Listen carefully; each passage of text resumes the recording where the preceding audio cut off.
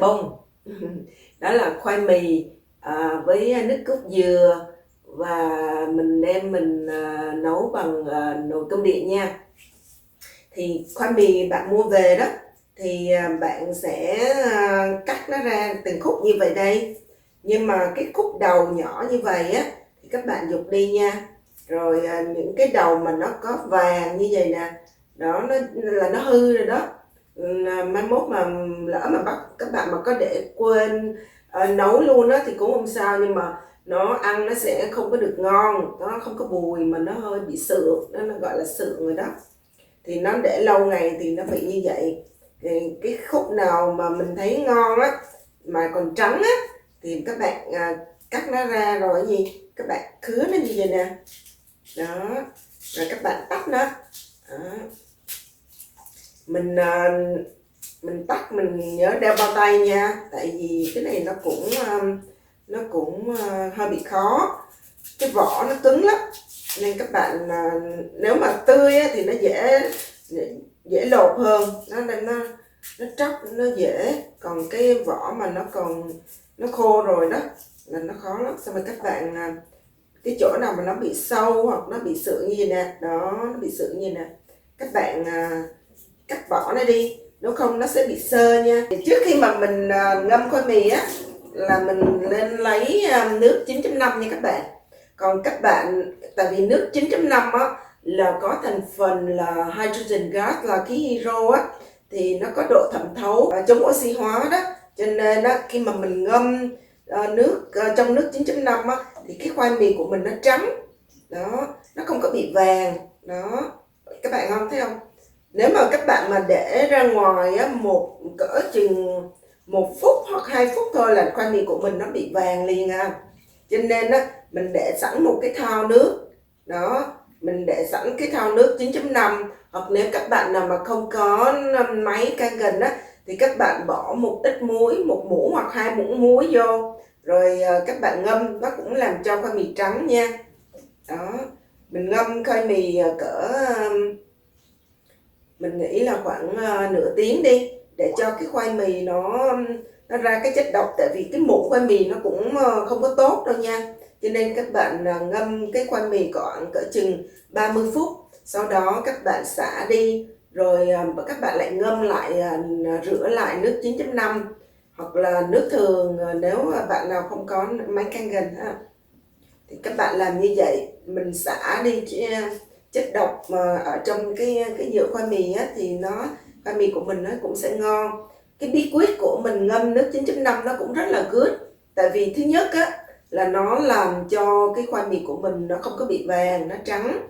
Cái thứ hai á là khi mà mình nấu á thì nó sẽ ngon, cái bột khoai mì nó ngon lắm, nó mềm mà nó cũng nhanh nấu nữa, tại vì nó có độ thẩm thấu cao, cho nên cái khoai mì của mình nó khi mà mình nấu á nó nhanh lắm. Rồi các bạn ngâm khoai mì vô trong nước khoảng 30 phút nha, rồi sau đó mình rửa lại, rồi mình bắt đầu mình tiến hành mình nấu ha. Khoai mì sau khi ngâm vào nước 9.5 và được 30 phút, sau đó mình sẽ rửa lại, hoặc là mình ngâm thêm 5 phút vào cái nước 9.5 mới nữa. Bạn ngâm và rửa càng lâu thì cái khoai mì của mình á thì nó càng bớt cái nhựa trong khoai mì, nó không có độc cho mình khi mà mình ăn. Nếu mà không có nước 9.5 thì các bạn cứ rửa và ngâm với nước muối nha. Cái này mình đã để ráo được 15 phút rồi nè, các bạn thấy không? Mình để hơn 15 phút luôn á, mà khoai mì nó đâu có bị vàng đâu, nó trắng luôn rồi nè, thấy chưa? Xong rồi bây giờ mình lấy một cái nồi cơm điện như các bạn. Mình lâu lâu các bạn nhớ lên cái nồi cơm cho mình cho nó sạch nha, tại vì nhiều khi á, mình nấu hoài á, cái vi khuẩn nó đóng lại á, nó không có tốt cho mình. Các bạn mở cái này ra nè, các bạn mình rửa cái khớp này nè, đó, xong các bạn gắn lại, rồi các bạn lau nhớ lau bên trong này nữa này ha, lau cái vành nữa, rồi lau luôn cả cái nồi ở dưới bên trong nồi luôn á ha. Đó, xong rồi có người ta gỡ cái này ra luôn nha, nhưng mà thôi mình an toàn mình lau thường xuyên mà mình không cần. Các bạn có thể lau bằng nước 11.5, nó rất là bóng nè, mình mới vừa lau lại nè. Các bạn cái chỗ nào mà nó bị dính lâu ngày thì các bạn lấy nước 2.5 các bạn xịt, xong rồi các bạn lau, xong sau đó các bạn lấy nước 11.5 các bạn lau lại, làm cho cái nồi mình nó bóng sáng lên nè, thấy chưa, như là mới. Nồi này mình mua lâu lắm rồi đó nha, mình mua chắc cũng phải 5-6 năm rồi đó, cỡ 5 năm.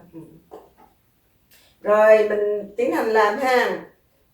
Trước đó là các bạn nhớ là khui một lon nước cốt dừa ha.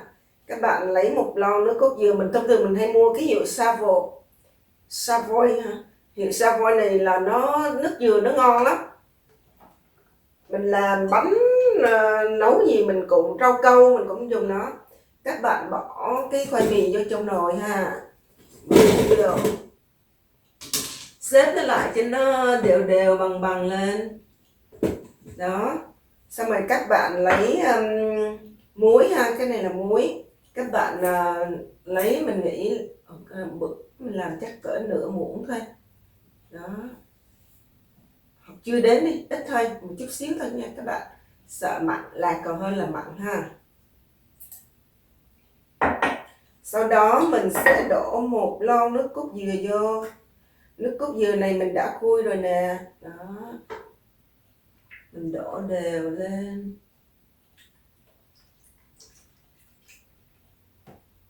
Rồi sau đó mình lấy cái lon này nè, mình hứng, mình lấy nước thường hoặc nước 9.5 nha. Mình thì mình lấy nước 9.5 để cho nấu nó mau hơn. Các bạn cắm điện luôn và mở chế độ khúc nha. Bây giờ mình đi lấy nước 9.5 ha. Nước 9.5 bọc khí nhiều chưa? Wow, đó là khí hydro đó các bạn. Các bạn đổ vào. Để mình thử coi, cái này một lon nước. Mình nghĩ là một lon nước cốt dừa và một lon nước này nha các bạn. Các bạn quậy nó lên. Các bạn nhớ đảo khoai mì lên nha, cho nó thấm đều nước cốt dừa rồi muối ở trong đó đó. Các bạn lấy cái muỗng, các bạn đảo đều nó lên. Sắp cái mặt như vậy là được rồi nha. Đó, các bạn lấy một lon nước cốt dừa, rồi một lon nước thường. Mình nấu. Các bạn lúc mà nó chưa có sôi, các bạn phải để ý nha. Khi mà phải đứng đây, nếu mà nước mà bắt đầu mà sôi á, các bạn phải mở cái nắp này ra, nếu không thì nó sẽ bị tràn overcook á. Thì các bạn mở nó lên thì các bạn cứ việc nấu, nó không có sao hết á. Nấu ở chế độ khúc nha, nhớ bấm khúc nha, thôi lâu lắm á. Trong khi đó thì mình làm mỡ hành nha. Mình còn cái này mình nên ăn kèm theo là muối đậu hoặc là muối mè. Mình thì mình thích ăn muối đậu, với lại nhà mình cũng hết mè rồi, mình có thể mix đậu với mè cũng được. Thì lúc đó thì mình trước khi mình làm nấu á, mình nhớ turn on cái oven lên 350 độ. Sau khi mà nó đạt 350 độ á thì mình lấy một cái khay như thế này đây, rồi mình bỏ đậu phộng vô trong đây. Đó, nhớ tải nó ra. Sau đó mình để vào trong oven, mình bake, nhớ để chế độ bake. Bake thông thường mình nhớ là mình bake khoảng 10 đến 12 phút thôi à. Thì mình canh đi. Khi mà thông thường là mình làm như vậy á. Đó, cho nên nếu mà các bạn 10 phút á, các bạn thấy nó chưa có vàng á, các bạn lại bay thêm nữa. Thì trong lúc mà bay á, các bạn nhớ lấy đũa các bạn đảo để cho nó đều cái đậu phộng, để nó vàng đều, nó sẽ ngon hơn. Bây giờ mình trong lúc mình nấu khoai mì và mình nướng đậu phộng, mình sẽ làm mỡ hành nha. Rồi cho chút xíu muối vô nha.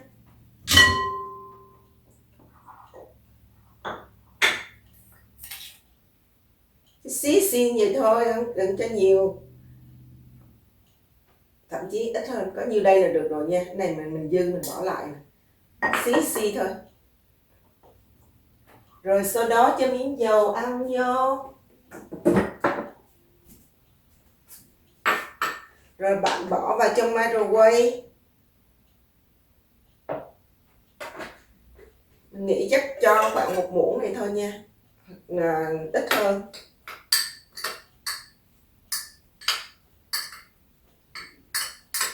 Đảo đều lên nha để cho muối nó thấm đều. Sau đó bạn sẽ bỏ vô microwave. Quay khoảng 30 giây thôi nha các bạn. Với liều lượng hành như vậy thì mình quay khoảng 30 giây thôi nha.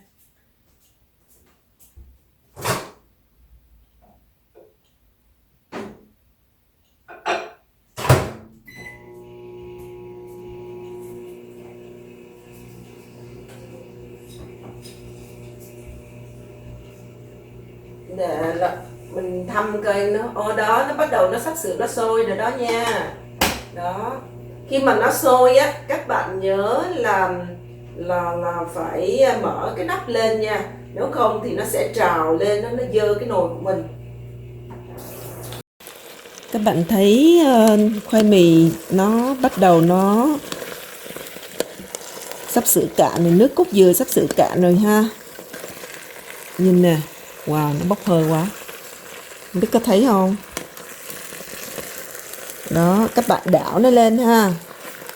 Khi những cái củ lớn á, các bạn dầm nó ra, dầm cho nó nhỏ bớt ha. Rồi, các bạn đảo nó lên.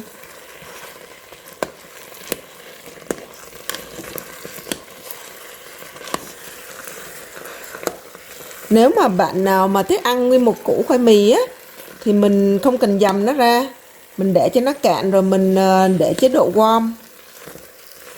Nhưng mà mình thích ăn khoai mì chà bông cho nên mình dầm nó ra.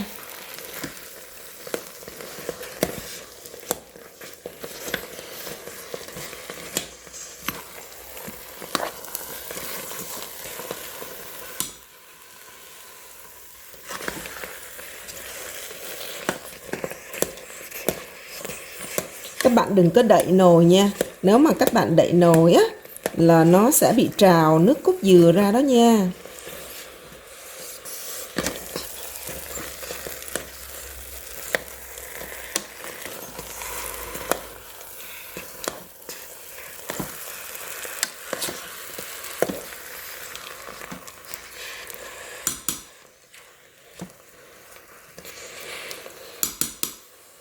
Rồi bạn để chế độ warm. Bạn có thể đậy nồi để chế độ warm.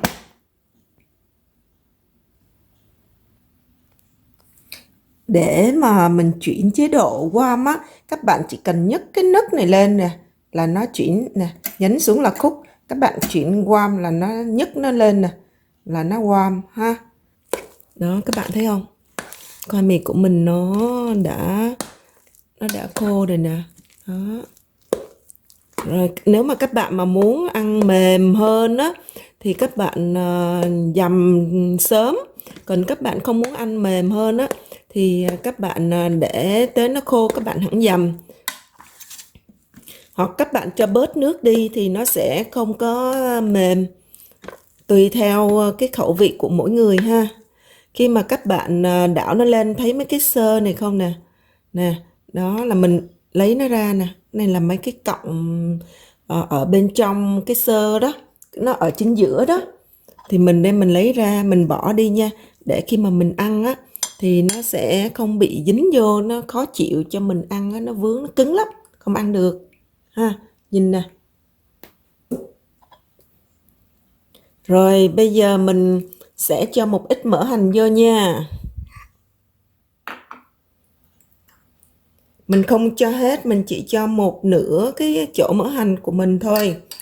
Và khi nào mà mình bỏ ra dĩa đó thì mình hẳn bỏ hết cái chỗ còn lại. Nếu mà ai mà không thích ăn mỡ hành á thì không cần cho vô cũng không sao. Mình á là mình thích cho nên mình cho nó vô thì nó béo béo, nó thơm nữa. Đó, mấy cái cọng này nè, mình bỏ nó ra.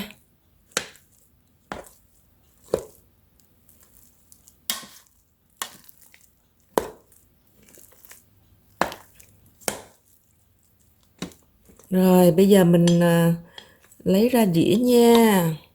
Mình đã lấy khoai mì ra khỏi nồi và bỏ lên trên một cái dĩa, rồi mình rắc mỡ hành lên, rồi mình mua một trái dừa, như trái dừa như vậy. Nhớ bạn mua, nếu mà bạn thích ăn á, bạn mua cái dừa mà đừng có nó rám quá, nó còn hơi trắng trắng như vậy nè. Xong rồi bạn bổ nó ra, chặt nó ra, rồi bạn bỏ nước, rồi bạn tách nó ra, rồi mình lấy cái đồ cạo á, mình nạo một ít dừa tươi, một ít dừa mình bỏ lên trên đây, rồi mình rắc một miếng đậu phộng bỏ lên, thì cái khoai mì chợ bông nó sẽ ngon hơn. Thì thông thường mình hay dùng cái đồ này nè. Mình không biết lấy cái gì, thông thường người ta dùng nắp phán, nhưng mà mình dùng cái này nè, mình bẻ nó ra rồi mình cạo, nó cũng được lắm, mình cạo cũng dễ lắm, rất là dễ bạn ơi. Nếu mà bạn muốn làm á thì cứ việc theo những cái hướng dẫn của mình.